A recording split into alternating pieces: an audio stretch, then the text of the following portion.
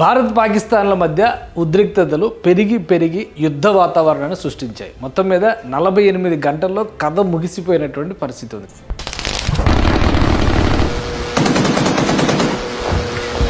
కానీ ఇందులో అర్థం కాని కొన్ని ప్రశ్నలు, విప్పలేనటువంటి చిక్కు ప్రశ్నలు కూడా పదే పదే కనిపిస్తున్నాయి. ఏంటవి? అసలు ఈ కాశ్మీర్ సమస్య ఏంటి?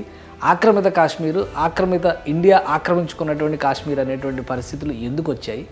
అలానే బలూచిస్తాన్ వివాదం కూడా ఇప్పుడు ప్రపంచం దృష్టిని ఆకర్షిస్తుంది.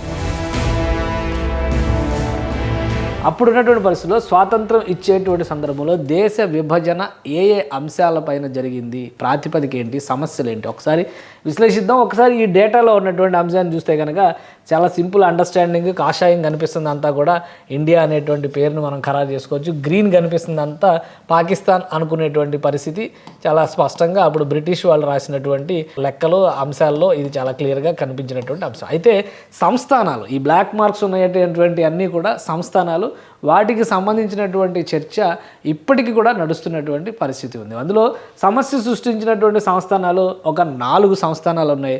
అందులో ఒకటి హైదరాబాద్ సంస్థానం అయితే, 2 కాశ్మీర్ సంస్థానం, 3 జునాగఢ్ సంస్థానం, 4వది కలాత్ సంస్థానం.